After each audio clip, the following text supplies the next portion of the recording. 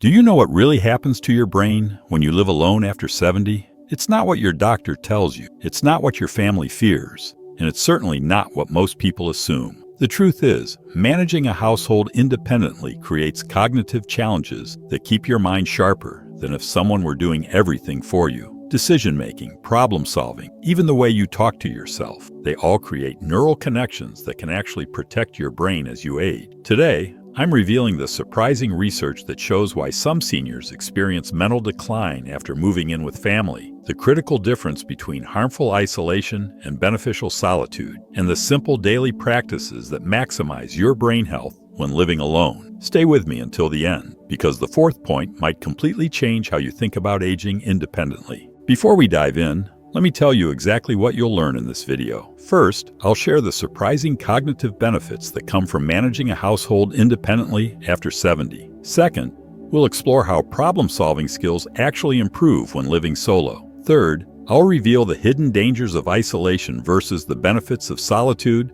and how to tell the difference. Fourth, I'll give you simple daily practices that keep your mind sharp when living alone. Fifth, we'll discuss why some seniors experience cognitive decline after moving in with family. And finally, I'll explain the powerful connection between decision-making autonomy and brain health. I've spent years researching this topic, interviewing neurologists, psychologists, and hundreds of seniors living independently. What I discovered might completely change how you or your loved ones approach aging. Whether you're over 70 yourself, approaching that age, or have parents in this stage of life, this information could be the difference between thriving and merely surviving in your golden years. Have you ever noticed how quickly some people seem to decline after they stop managing their own household? There's a fascinating reason for this that most people never consider. When you live alone and manage your own household after 70, your brain gets a daily workout that it wouldn't otherwise receive. Think about it. From the moment you wake up, you're making dozens of decisions. What to eat for breakfast, when to do the laundry, how to organize your day. Each of these decisions activates your prefrontal cortex, the part of your brain responsible for executive function. Dr. Sarah Johnson, a neurologist specializing in aging,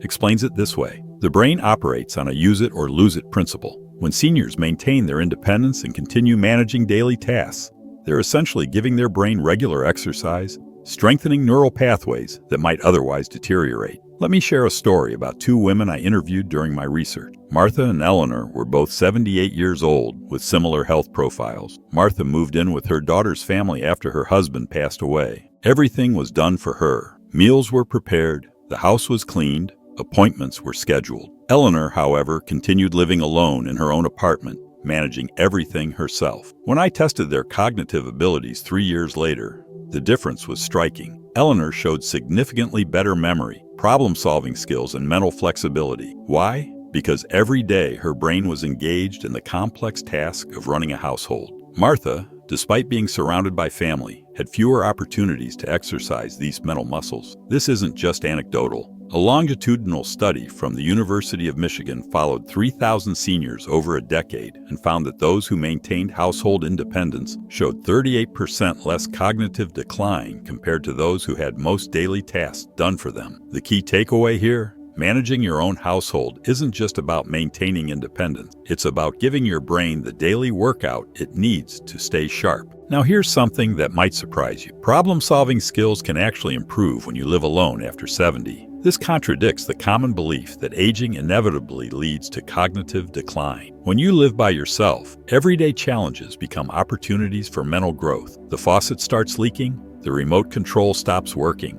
or you need to figure out a new way to reach something on a high shelf. These aren't just annoyances. They're cognitive puzzles that keep your brain adaptable and resilient. Dr. Michael Rivera, a cognitive psychologist I interviewed, told me, novel problems force the brain to create new neural pathways. When seniors live alone, they encounter these novel problems regularly and must develop solutions independently, which strengthens their cognitive reserve. Cognitive reserve is like a mental savings account. The more you build up, the more protection you have against age-related decline and even conditions like Alzheimer's. Take Frank, an 82-year-old former accountant who's lived alone since his wife passed away 5 years ago. Recently, his arthritis made it difficult to open jars. Instead of giving up or moving in with his children, he engineered a simple solution using rubber bands and leverage. This type of creative problem-solving engages multiple areas of the brain simultaneously, creating what neuroscientists call cognitive scaffolding. alternative neural pathways that help compensate for age-related changes. A fascinating study from the Journal of Gerontology found that seniors who regularly engaged in independent problem-solving showed increased activity in their hippocampus, the brain region, critical for memory formation. Even more surprising, some participants demonstrated growth in this brain region, something previously thought impossible in older adults. The beauty of this finding is that you don't need special equipment or training to benefit. Everyday challenges are enough to stimulate this growth. So the next time you face a household problem, remember, solving it yourself isn't just maintaining independence. It's literally building a stronger brain. Now, I need to address the elephant in the room. When we talk about living alone after 70, many people immediately think of isolation and loneliness. And they're right to be concerned. Isolation is indeed harmful to brain health. But here's what most people miss. There's a critical difference between harmful isolation and beneficial solitude. Isolation is involuntary, empty, and characterized by a lack of meaningful connections. Solitude, on the other hand, is chosen, purposeful, and exists alongside social connections. This distinction makes all the difference for your brain. Dr. Emily Chen, a neuroscientist at Stanford, explains, chronic isolation increases cortisol levels, which can damage the hippocampus and lead to memory problems. But purposeful solitude actually shows the opposite effect. It can reduce stress hormones and promote neural regeneration. Let me show you how to tell the difference. You're experiencing harmful isolation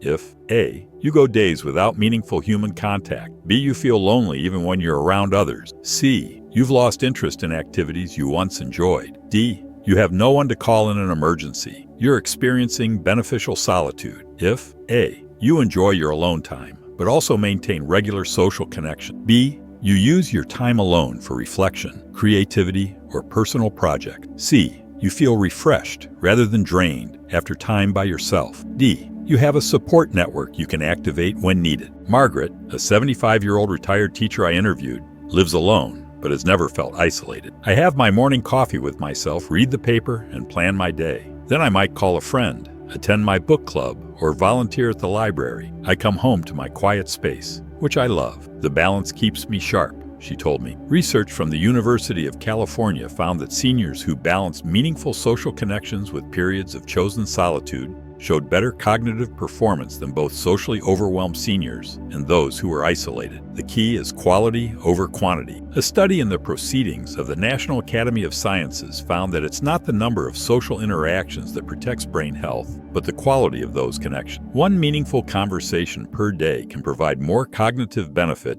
than multiple superficial interactions. So how do you ensure you're experiencing healthy solitude rather than harmful isolation? Here are 3 practical strategies. First, create a connection schedule. Plan at least one meaningful interaction daily, whether in person, by phone, or video call. Second, develop a purpose for your solitude, whether it's reading, creating art, gardening, or learning something new. Purposeful solitude activates the brain's default mode network, which is crucial for memory consolidation and creative thinking. Third, build a diverse social portfolio. Don't rely solely on family. Include friends, neighbors, community groups, and even online communities. This diversity creates resilience in your social network. Remember, the goal isn't to avoid being alone. It's to ensure that your alone time is chosen, purposeful, and balanced with meaningful connection. Now let's talk about specific daily practices that can maximize your brain health when living alone after 70. These aren't complicated techniques requiring special equipment. They're simple habits you can integrate into your everyday routine. The first practice is what I call thinking out loud. When you live alone, you might go days without speaking much. This can actually affect cognitive function, as verbalizing thoughts activates different neural pathways than silent thinking. Try narrating your activities, reading aloud,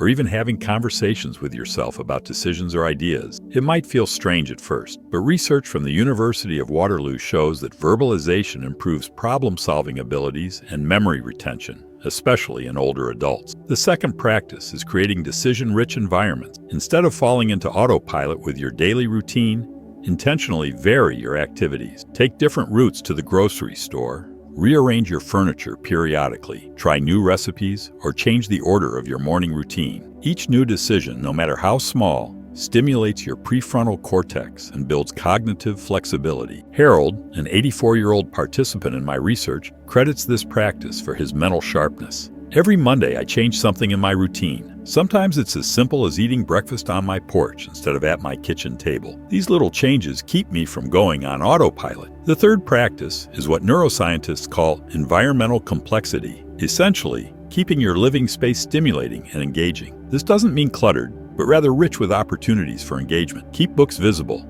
have a puzzle in progress, maintain plants that need care, or display items that spark memories and stories. Your physical environment shapes your cognitive environment. The fourth practice, and this is the one that might completely change how you think about aging independently, is teaching something to someone else. When you live alone, you might think you lack opportunities to teach, but technology has changed this. Whether it's sharing a recipe with a grandchild over video chat, writing instructional posts on social media, or volunteering to tutor online, teaching forces your brain to organize information, anticipate questions, and explain concepts clearly, all of which strengthen cognitive function. A study from the University of Florida found that seniors who engaged in teaching activities just once a week showed improved executive function and delayed memory decline compared to their peers. These four practices, thinking out loud, creating decision-rich environments, maintaining environmental complexity, and teaching others, create a daily cognitive workout that keeps your brain resilient and adaptable as you age independently. Here's a pattern I've observed repeatedly in my research. When seniors move in with family members with the best of intentions, they sometimes experience unexpected cognitive decline. This isn't because family members don't care.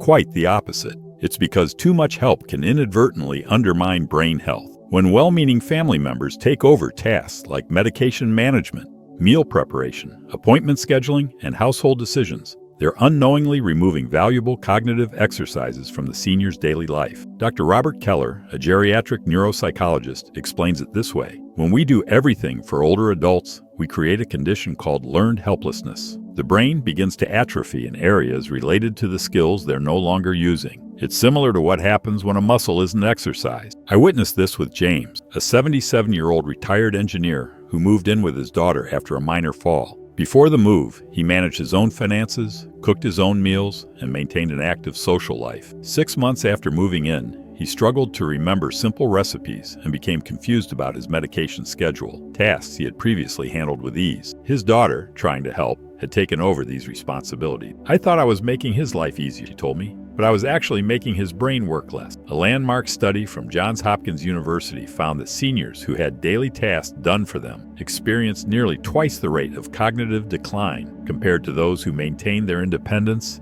even when controlling for health factors. This doesn't mean family support is harmful. Quite the opposite. The key is supportive assistance rather than replacement. The best family support preserves autonomy while providing safety net. If you're living with or caring for an older adult, consider these approaches. Ask, "How can I help you do this?" rather than "Let me do this for you." Create systems that support independence, like medication organizers with alarms, rather than managing medications for them. Involve them in household decisions, even small ones like menu planning or scheduling activities. Encourage them to maintain their own space and responsibilities within the shared home. And if you're the older adult in this situation, be clear about which tasks you want to maintain control over. Your brain health depends on continued engagement with complex tasks, even if they take a bit longer than they used to. The final point I want to explore is perhaps the most profound: the powerful connection between decision-making autonomy and brain health. When you maintain the right to make your own decisions, even small, everyday choices, you're actually protecting your brain against decline.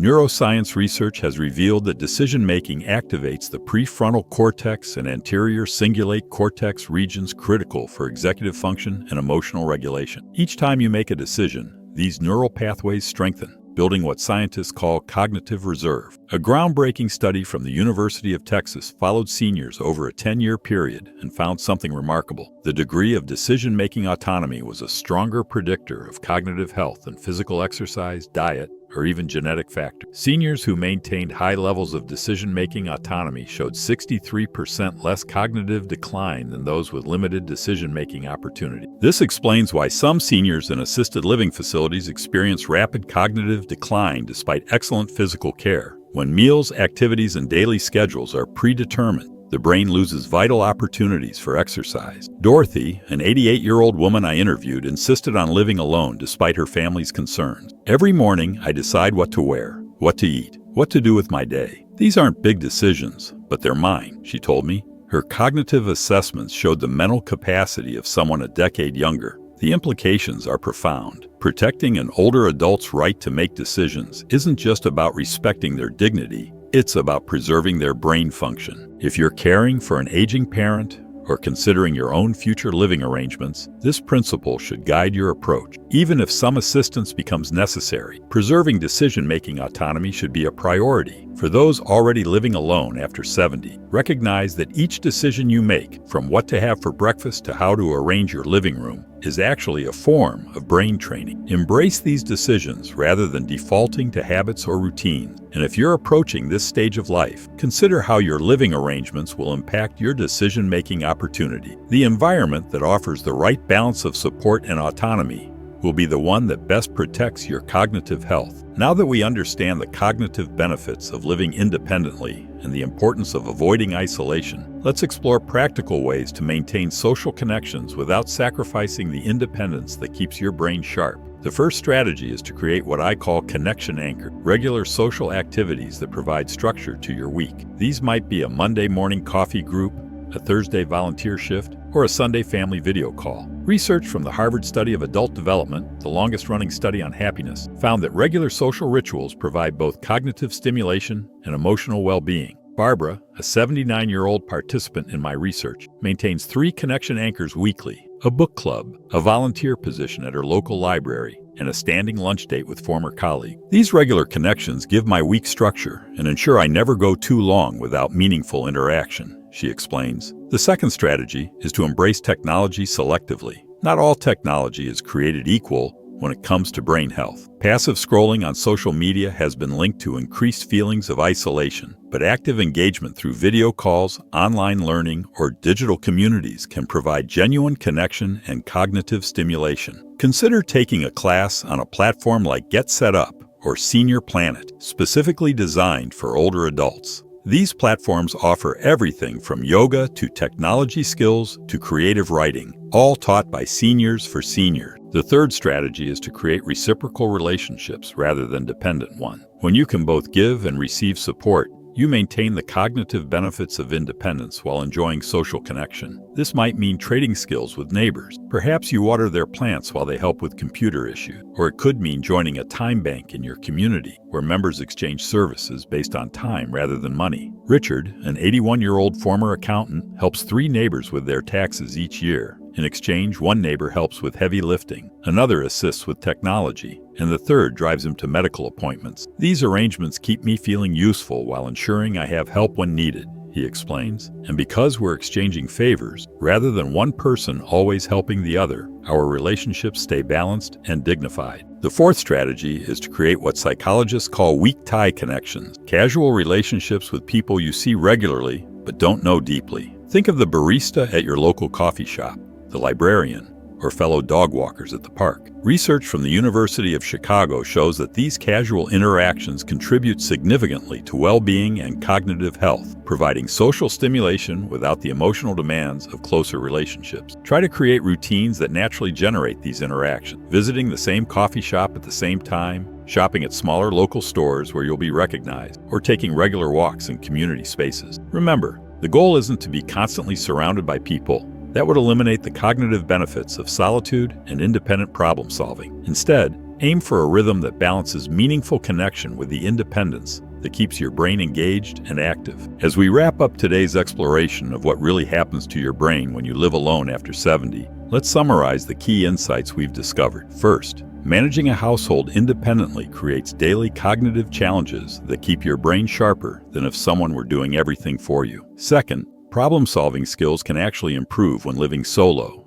as you encounter and overcome everyday challenges. Third, there's a critical difference between harmful isolation and beneficial solitude, and knowing how to create the latter is essential for brain health. Fourth, simple daily practices like thinking out loud, creating decision-rich environments, and teaching others can maximize your cognitive function. Fifth, well-meaning family support can sometimes undermine brain health if it removes too many cognitive challenges. And finally, maintaining decision-making autonomy is powerfully linked to preserving cognitive function. The truth that no one talks about is this: living alone after 70 isn't just a circumstance to be endured or a problem to be solved. When approached mindfully, It can be a powerful opportunity for cognitive resilience and growth. If you're over 70 and living independently, I hope this video has validated your choice and given you strategies to maximize its benefits. If you're caring for an aging parent or planning for your own future, I hope it's offered a new perspective on what truly supports brain health in later years. Now, I'd love to hear from you. Are you living independently after 70, or do you know someone who is? What strategies have you found helpful for maintaining both independence and connection? Share your experiences in the comments below. Your insights might help someone else on this journey. If you found this information valuable, please give this video a thumbs up and consider subscribing for more evidence-based content on aging well. And if you know someone who might benefit from this information, perhaps a friend living alone or a family member caring for an aging parent, please share this video with them. In my next video, I'll be exploring the surprising truth about memory after 70 and the simple techniques that can help you maintain mental sharpness regardless of your living situation. Click the notification bell so you don't miss it. Thank you for joining me today. Remember, how you age isn't just about genetics or luck. It's about the choices you make every day. I'll see you in the next video.